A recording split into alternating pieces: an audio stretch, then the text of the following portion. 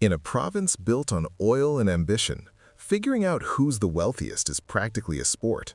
Fortunes here are made and lost in the time it takes for the price of a barrel to swing. But what if the most influential families aren't the ones you've heard of? We set out to identify the 6 richest Jewish families of Alberta, and what we found was less a story of flashy wealth and more a quiet tale of immense philanthropy and deep-seated privacy. While one family's empire is impossible to miss, the others are masters of working from the shadows. So who are they, and what does their story tell us about real wealth and influence in Alberta? This isn't just a countdown, it's an investigation into what legacy truly means in a community that has quietly but profoundly shaped this province for over a century. A search for a simple list of names and numbers became something far more complex, revealing a narrative of resilience, community, and a definition of wealth that often has little to do with dollars and cents. To get this story right, we have to start at the very beginning. Permanent Jewish settlement in Alberta kicked off in the 1880s, right when 2 major events collided. The Canadian Pacific Railway was pushing its way west, reaching Calgary in 1883, and at the same time, horrific pogroms in Eastern Europe were forcing countless Jewish families to find refuge. These first arrivals weren't titans of industry. They were traders, prospectors, and laborers. The first permanent Jewish residents, the brothers Jacob and William Diamond, arrived in the late 1880s, with Jacob starting as a pawnbroker in Calgary. These early settlers and those who came after weren't building billion-dollar empires, they were building lives. They ran small businesses, groceries, bakeries, and liquor stores. By 1911, Alberta's Jewish population had grown to just over 600 people, with communities forming in Calgary, Edmonton, Lethbridge, and Medicine Hat. Their focus was on creating the foundations of a community. They bought land for a Jewish cemetery in Calgary in 1904 and laid the cornerstone for their first synagogue in 1911. This history is critical because it shows that the story of Jewish wealth in Alberta isn't one of old European money. It's a story of entrepreneurship and, above all, a deep commitment to building and sustaining the community. Flashy displays of wealth were, and mostly still are, at odds with this ethos. That's why our list can't look like any other richest families list. Instead, we're exploring 6 facets of a single powerful story. Our first family is the exception that proves the rule, the one name that's impossible to ignore. Number 1. The undeniable empire, the Ghermezian family. You can't talk about wealth in Alberta, Jewish or otherwise, without talking about the Ghermezian family. Their story is the stuff of legend, a rugs-to-riches tale that transformed not just their own fortunes, but the Edmonton skyline.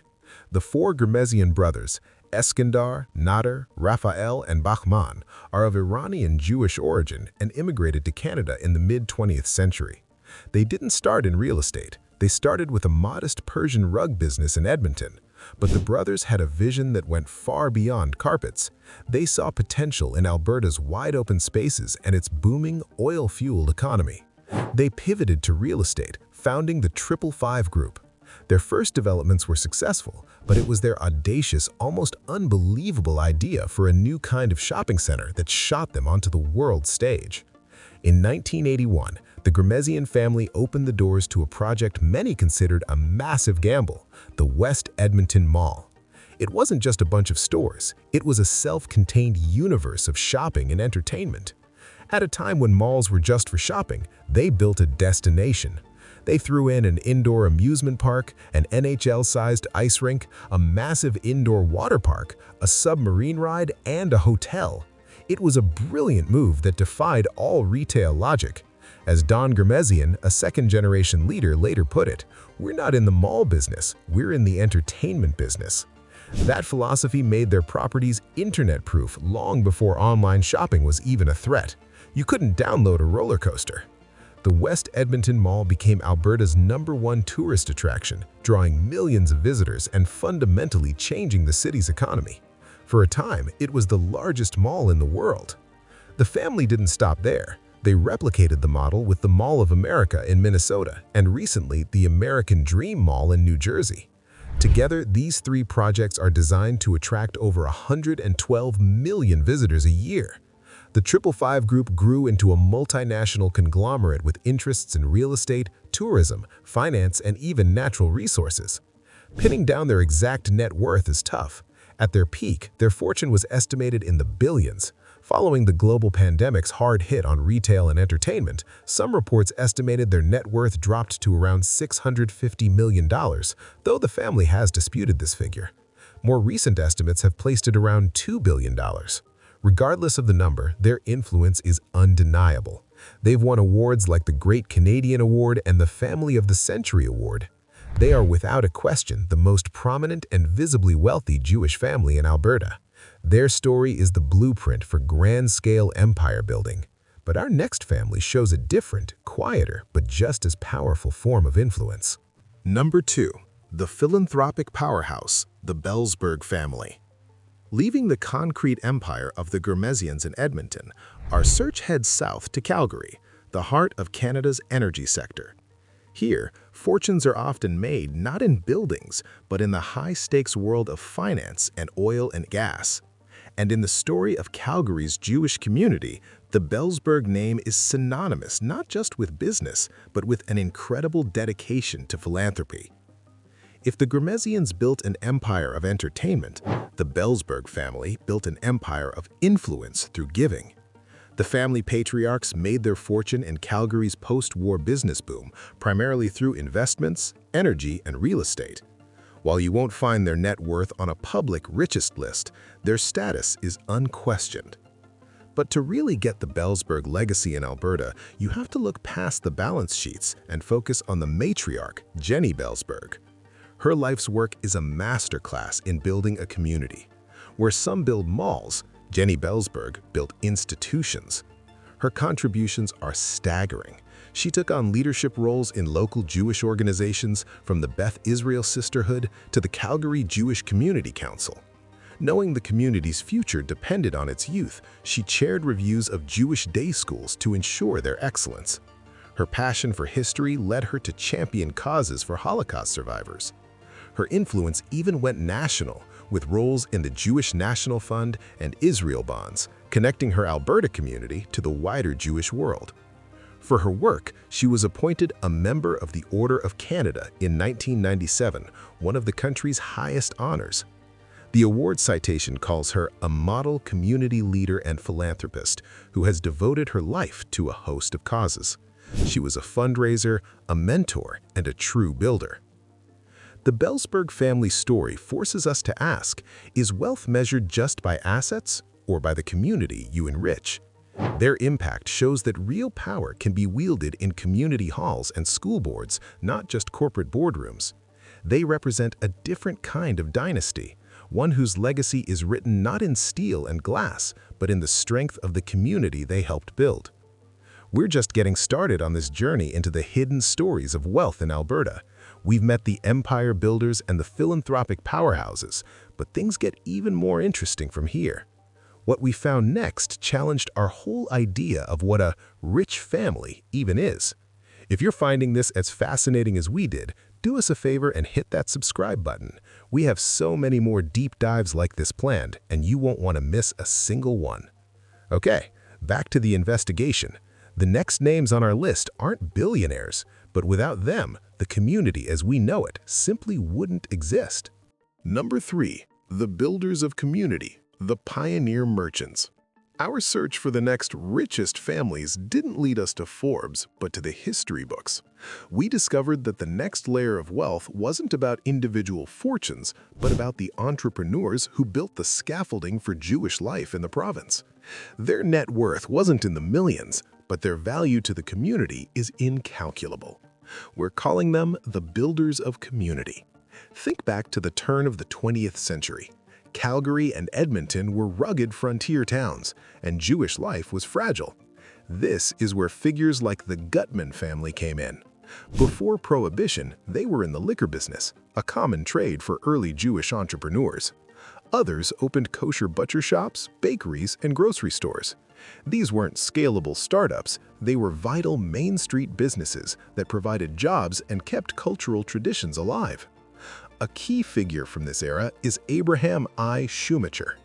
A lawyer by trade, he also led groups like the Calgary Jewish Bakers Association.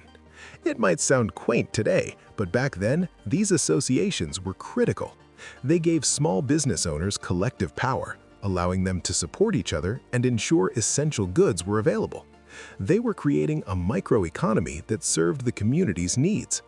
By the 1930s, Jewish entrepreneurs ran an estimated 460 retail businesses in Alberta. These weren't multinational corporations, most were small family operations, but together they were the economic backbone of a growing community. They sponsored new immigrants, gave the first dollars to build synagogues, and their shops became informal community hubs. To call them rich in today's terms misses the point. Their wealth was in their social and cultural capital. They were building something much bigger than a personal fortune. They were building a future. They took a risk setting up shop in a new land, and in doing so, laid the groundwork for everything that followed. They were the original angel investors, and their investment was in the community itself. They proved that a family's richness can be measured by the lives they support, not just the dollars in their bank account.